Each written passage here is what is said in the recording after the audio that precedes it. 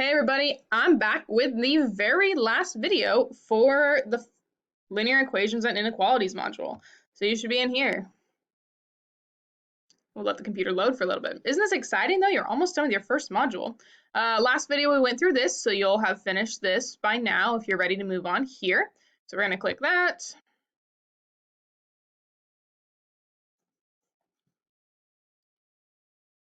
And this whole unit is based on helping you learn about inequalities. So you'll see here, right in our last one, we were graphing them, and this now we're going to solve for slightly more complicated ones. So we're beginning our step-by-step example. This inequality, negative 2x minus 18 greater than or equal to negative 6. So our goal in our instructions is to solve the inequality for x, then press the plot the solution on the number line button to see the solution. So it basically sounds like all we have to do is solve this, and then they're going to do the work of graphing for us, which is nice. All right, so hopefully you've got a little bit of memory in your memory banks that we actually worked on these in class, probably in October or November. And right, when we're solving in Mathia, we have all of these different buttons that we have to click.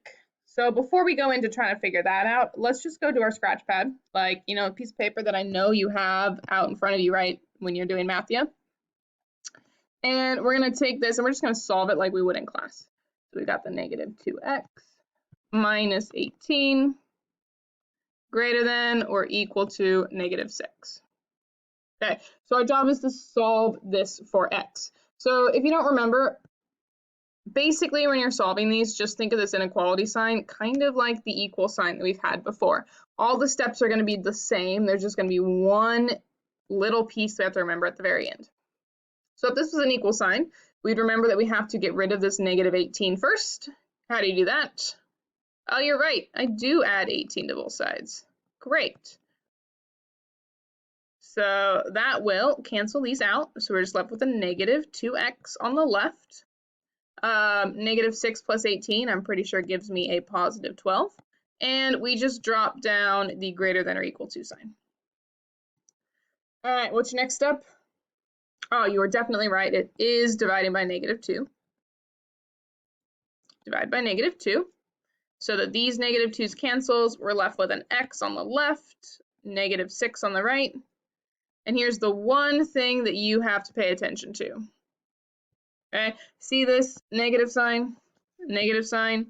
That is the big thing you have to remember.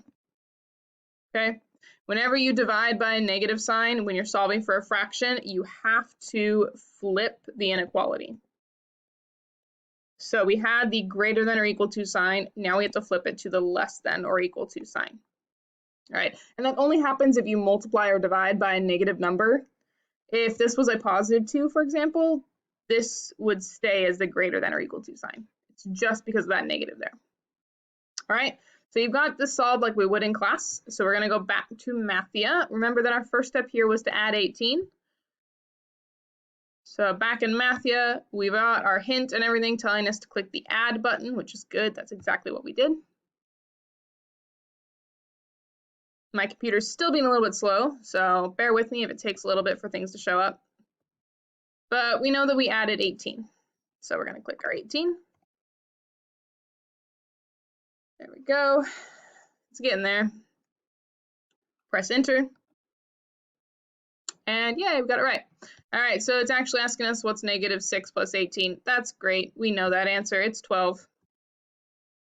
Type in 12. Wait for my computer to respond. Whew. Come on, computer.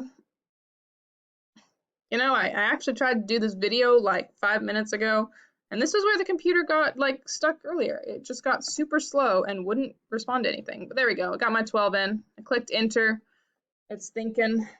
Hopefully it'll be faster.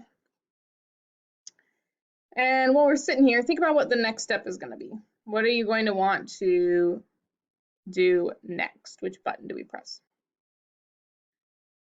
Wow, computer, you are very slow. There we go. Okay, so we have this. We know we need to get rid of that negative 2. Our step was to divide by negative 2.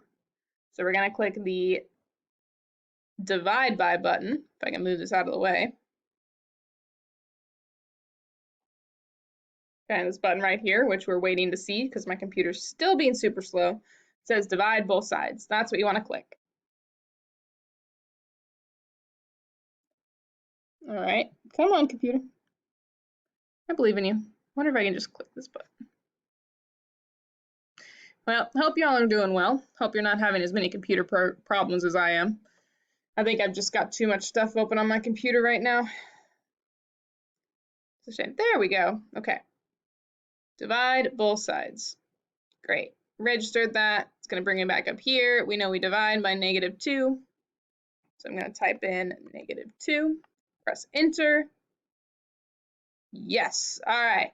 So then it's going to give us our answers. We don't have to do the division, but we do have to pick which inequality symbol goes between them. So this is where we get back to what I was warning you about here. Most people will just put the greater than or equal to sign in. They won't remember that when you divide by a negative, you have to flip it. So you get to choose, and it's going to be tracking whether or not you get these right. So you have to start to remember this rule. So I know I want the less than or equal to sign.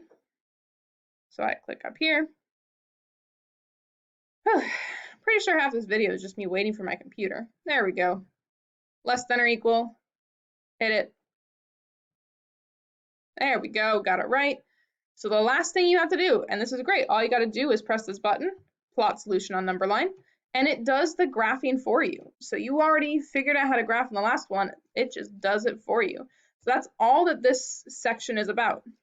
You're just going to solve these, right? Getting used to their buttons, doing the adding or subtracting on either side, and having them graph your answer for you. It's great.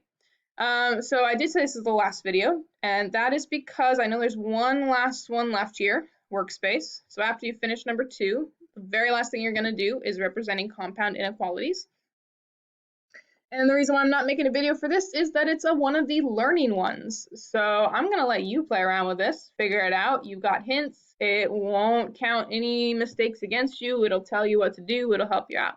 All right, because these are not the open circles. They're the filled in dots. So once you finish this, you fill in all 5 of these dots with the nice green circle. You are done with this module.